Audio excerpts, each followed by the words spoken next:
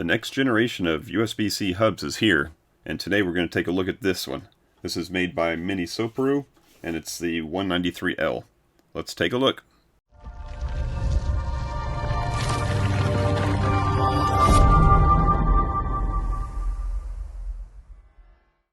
Hey everybody, it's Chris from FamilyGeekery, and I was recently contacted by a representative from the company Minisopuru, and they asked if I would be willing to do a review of their new 6-in-1 USB-C hub. And this is not a review that I'm being paid for. It's not a review that they have any say on. They don't get to see the video before I complete it. So I'm just basically going to do an honest review on this and give you my input on it. And it does have something that I think is new and some people may need. So we're going to talk about that. But before we do that, let's talk real quick about these USB-C hubs and why they came about in the first place. Let's do a quick little journey back into history on these. So my first introduction into the necessity of USB-C adapters came about in probably 2016 or so with the new MacBook Pros that came out that had the USB-C ports on it. The 13-inch had like one or two on the side. The 15-inch had 4 of them. But that's all they had. They had USB-C for all your input and output and for your charging and everything. This is a good example also. This is one of the newer MacBook Airs. It's got 2 USB-C ports on it and that's it. And that's really just because they're making these things so thin that there's just no place to put an RJ45 jack or a USB-C or USB-A jack or really any kind of video output HDMI. So with that, you had to start buying all these adapters. So maybe you got a USB-C to USB-A adapter so you could plug in a thumb drive or something. Maybe you needed a USB-C to audio jack to plug in your headphones or microphone. Maybe you needed a USB-C to HDMI so you can output this to a external monitor. And before you know it, you end up with, a backpack full of dongles. And nobody wanted that, so then they started making something like this, where it gives you a couple USB-A ports, maybe an HDMI port, and some card readers, and you could charge through it. And that was a good deal. They made all kinds of different hubs, and there's a million different ones. But the longer we got into the USB-C ecosystem, the more that these became outdated. So the whole reason we needed all these different adapters was because all of our accessories were made with USB-A and HDMI and, everything was pre-existing, and we were adapting it to fit to our new laptop. Well, nowadays they make monitors that will take USB-C. They make inputs that are USB-C for thumb drives and for mice and keyboards. So now the USB-C ports that we have on here, that we can actually hook things up to it. So now you get to a situation where you may have a really nice external NVMe drive like this, very fast, high-speed data. I've got a good video on why I use these. I'll link that down below. But now you got this, and I want to get data in and out of this laptop. Well, if I got this plugged in and blocking my USB-C ports, there's just this is a power through port. I've got no way of doing that. So that's led to me having to unplug this, which unplugs everything else, and then plug this in, and then do what I need to do with this, and then take this back out and put this in. So when I'm talking about the next generation of these USB-C hubs, I'm talking about including an actual USB-C inputs and outputs for them. And that's what we're going to see with this Minisopuru. You can see it's got RJ45 for LAN, it's got HDMI, and we'll talk about the exact specs in a second.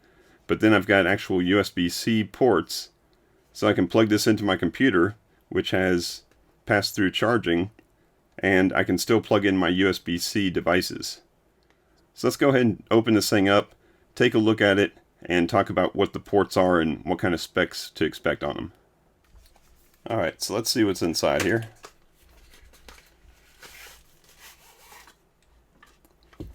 Got an instruction sheet probably. which is going to give us some information about what the specifications are and how to plug it in. Let's go ahead and take a look at the unit itself first. And here it is. Minisopuru. It even matches my computer. That's nice. And it's got a nice braided cable here for what would be considered, I guess, the host cable. So this is what you're going to plug into your device, and this will go into a MacBook. It'll go into the newer iMacs that have the USB-C ports in the back. You can use it with a Windows PC that has USB-C ports.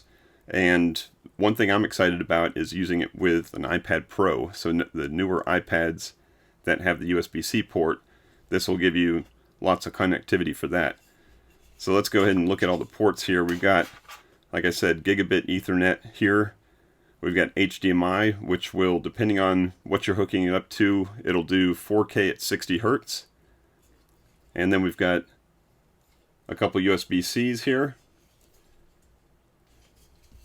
And then we've got the PD port, the USB-C PD port, which will take up to 100 watts in, and from that 100 watts it'll deliver up to 90 watts out to your actual device. So that's more than enough to keep a MacBook Air or MacBook Pro charged up, and it's going to use the other 10 watts to power up the ports that are built inside here. So that's what it's got. Let's go ahead and look at the manual and see what it says about some of the other specifications. So the specifications in the manual match those that are printed on the back of the box, and the back of the box is a little bit easier to read. So you can see there it's got 3 USB-C 3.2 Gen 2, which has a max speed of 10 gigabits per second. So that's going to be your 3 data ports. It's got one HDMI 2.0 with a max resolution of 4K 60 Hertz, and it is, the manual says, backwards compatible to 4K 30, 1080p, and 720p. It's got a RJ45, which supports gigabit or 100 megabit or 10 megabit speeds. And then it's got that USB-C power delivery port, PD 3.0, with 100 watt max. Now, in addition to that, it does show on the back here that, like I said before, the USB-C power delivery charging port can take an input of 100, and it requires about 10 watts to operate. So it's going to deliver up to 90 watts to your device. Alright, so this wouldn't be a full review unless I actually plugged it in and tested it out. So here's my MacBook Air with its 2 measly little USB-C ports, and what I've got hooked up here is the USB-C hub, and it is plugged in to the USB-C port here. I've got a Apple charger coming into it, so that's the power delivery port in, so it's charging through, and we can see up here that it's charging fine.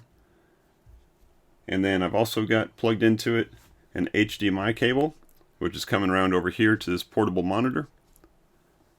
And then I've also got a NVMe enclosure. So this is a USB-C NVMe enclosure. So it's got a SSD drive inside there. I've got that plugged in to the data port side. And I've still got 2 open ports here that I can plug in more devices. And last but not least, I did plug in an Ethernet cable in here also. So I've got this thing using all of its functions into this one MacBook. So let's take a look at what we've got here. Here's my display settings in Mac OS, and over here on this portable monitor, you can see that I can scale this to, it's set at 1080p right now, but I can go all the way up to 4K.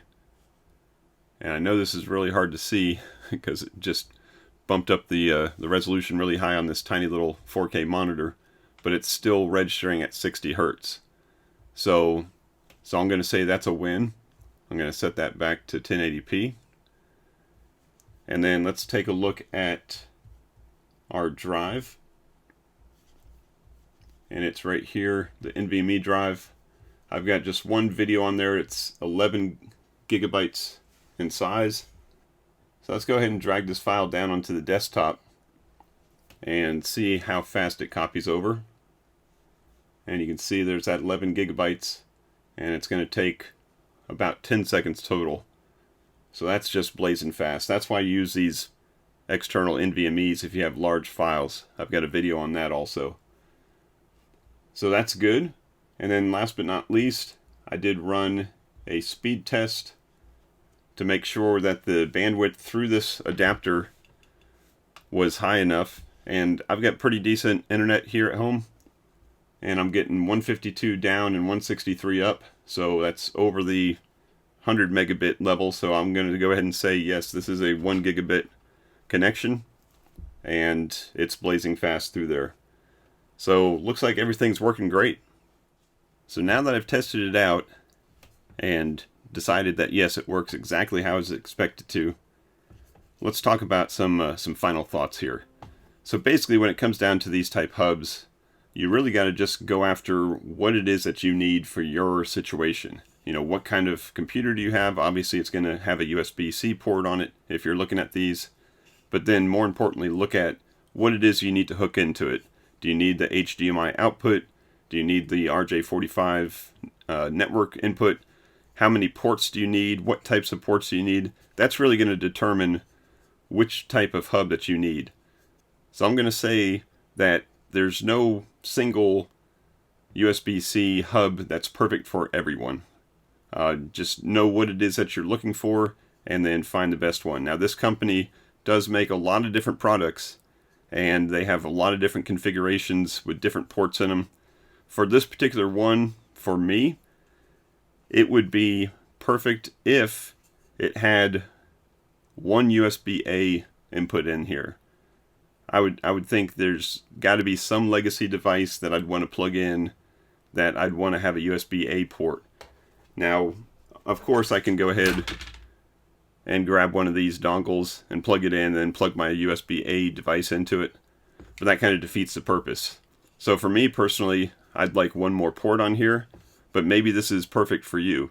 For my iPad, this would be the perfect solution for my iPad, because all the things that plug into it are already USB-C, so it's just a matter of having more USB-C ports to plug into it, and then obviously having that HDMI output is nice also. So this is perfect for my iPad Pro. So like I said, just figure out which one is going to be perfect for you. I've got a link to Minisopuru's website down in the description below. I've also got a link to their product page at Amazon so you can check it out, and from there you can also find their other products. So that is going to wrap it up for this video review. Thank you to Minisopuru for sending this test device. They should be very proud of this. It's very well built. The build quality is very nice. The braided cable is very nice. It's plenty long for plugging it in and not having it stuck right up against your laptop, so you can still get to that other port if you need to. So thank you to Minisopuru for reaching out to me and having me test their device. And if you have any questions about this device, go ahead and put them down in the comments below, and I'll be happy to answer any questions you have about it. I thank you as always for watching. If you got something out of this, go ahead and click that like button. If you want to see more, smash that subscribe button also. And until next time, peace out and geek out.